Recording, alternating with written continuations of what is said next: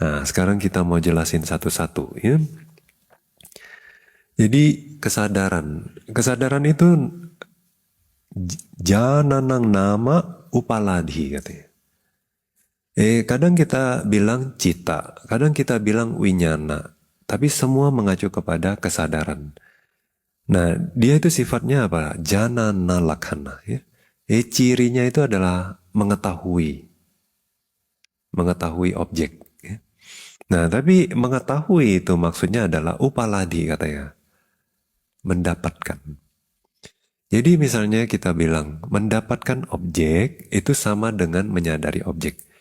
Kalau objek sudah kita dapatkan, artinya objek sudah tersadari di dalam batin. Ya. Nah, jadi siapa yang menyadari ini? Yang menyadari adalah si kesadaran. Kesadaran fungsinya adalah menyadari objek, cirinya juga seperti mendapatkan objek. Ya. Nah, terus yang berikutnya wedana, ya, perasaan.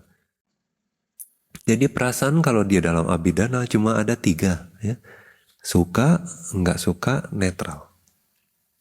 Nah, jadi beda dalam bahasa Indonesia ya, tidak berperasaan.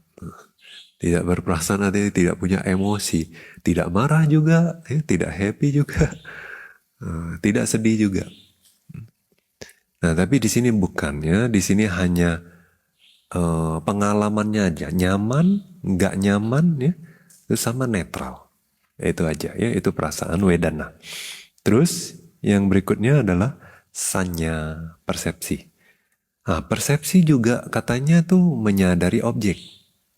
Nah, tapi dia agak beda dikit ya. Dia tugasnya itu lebih kayak mengingat dia, mencatat dia. Nah, jadi misalnya hari ini ngelihat si A, belum kenal ya, namanya siapa? Oh A, dia bilang gitu. Oh, terus kita kan ingat kan, oh orangnya gini, mukanya bulat, badannya lonjong. Huh? Apa itu? Nah, ya kira-kira begini, oh ini si A nih, kayak gini orangnya. Nah, jadi kalau lain kali ngelihat orang yang seperti ini, oh itu si A. Ya, jadi kayak udah diingat nih. Kalau bentuknya kayak gini-gini namanya A. Kalau bentuknya kayak gini namanya bunga, ini tisu, ini meja gitu ya. Nah, jadi dia tuh catat ada beberapa kualitas si objek. Nah, dia itu mengingat ini dia sifatnya. Persepsi jadi. Ya kadang-kadang orang jadi salah persepsi dong, ya kan? Terus si A datang, dia lupa-lupa ingat. Ini kayaknya si B. Ya. Nah, jadi salah persepsi dia. Kadang kita ngelihat orang lempar sesuatu di jalan, kita ya, dia lempar ular, tapi ternyata tali gitu ya. Nah, itu salah persepsi. Nah, terus cetana. Cetana itu motif. Buddha bilang cetanahang bhikkhave kamang wadami. Yang saya maksudkan dengan kama itu adalah motif. Motif ya. Jadi kadang-kadang misalnya si lalat kayak waktu di sini banyak lalat. Waktu kita tangkap kadang-kadang mati dia. Kegeser lah, ketabok, ketindih lah ya gitu. Jadi waktu itu motifnya apa? Motifnya mau tangkap supaya lepasin keluar. Ya. Tapi kebunuh, kegesek. Itu bukan motifnya. Memang ada keinginan waktu itu, tapi keinginannya untuk menangkap aja. Nah, keinginan selalu ada, tapi motifnya bisa beda. Terus ekagata, keterpusatan batin. Jadi dia sifatnya seperti air, ya. Kalau kita bikin kue itu kan dari tepung, ya. Nah, tepung kalau kita kasih cairan kan cairan ini sifatnya ngikat, ya. Nah, jadi si tepung dia nanti lama-lama jadi adonan, jadi padat, ya. Nah, itu karena apa? Sifat air ini dia ngikat kan. Nah, ekagata dia namanya keterpusatan batin, artinya menuju ke satu. Jadi supaya tidak tercerai-berai.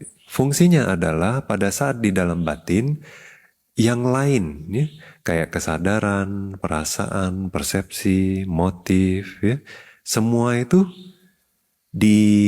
supaya tidak tercerai-berai, supaya menuju satu objek digenggam gitu ya, diikat sama si ekagata ini.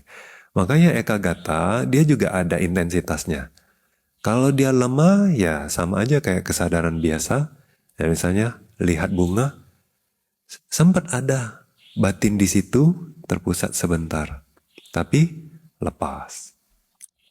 Nah itu artinya ekagatanya kurang intens, kurang bagus.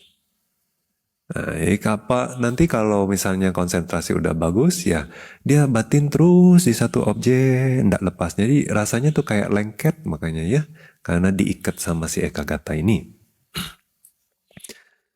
Nah, ekagata ini penting sekali ya, khususnya kita yang mau terbebas dari samsara. Nah, ekagata ini bantu kita untuk melihat kebenaran. Buddha bilang samahito bhikawe bhikkhu yathabutang pajanati. Jadi kalau seorang biku yang memiliki konsentrasi, dia melihat kebenaran. Jadi kalau dengan pikiran yang tercerai-berai ya, baru fokus sebentar, dia udah berpikir. Pikiran-pikiran ini kan yang sering negatif thinking ya. Nah ini tuh mengotori sebetulnya yang sesungguhnya terjadi. Nah jadi kita pandangannya jadi bias karena nggak punya konsentrasi. Karena kita fokusnya sebentar, kita langsung menghakimi. Oh ini jelek, oh ini bagus, oh ini gini. Nah, jadi itu penting, makanya punya konsentrasi. Jadi si objek itu benar-benar terlihat sebagaimana apa adanya. Terus yang ketujuh, jiwita. Ya. Dibilang kayak usia batin. Jadi pada saat muncul, ya batin itu ternyata nggak muncul terus nggak ya. Jadi batin itu juga muncul cepat sekali, sudah lenyap, muncul lenyap, muncul lenyap. Nah, dalam jangka waktu yang pendek sekejap seperti itu, ada usianya. Nah, yang bertanggung jawab untuk mempertahankan usia fenomena batin itu adalah si jiwita ini. Ya. Ya, jadi kalau kita bilang usia dari apa? Usia dari yang lainnya dong. Ya. Dari yang kontak, dari yang persepsi, ya. Terus kesadaran, dan lain sebagainya. Oh ya, tadi jadinya lupa kontak ya. Nah, kontak. Kontak itu tahu lah ya kontak. Jadi sebetulnya dia belum menyentuh, ya.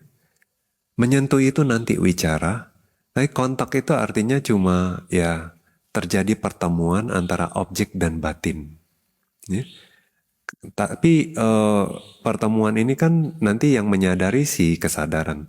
Nah, kontaknya aja itu adalah si kontak phasa. Ya. Tugas dia cuma gitu.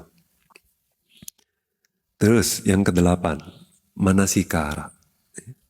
Manasikara dari kata manasikara. Manasi sendiri ya kata ini sudah ada unsur keterangannya yaitu keterangan tempat. Jadi di dalam batin atau ke dalam batin gitu ya.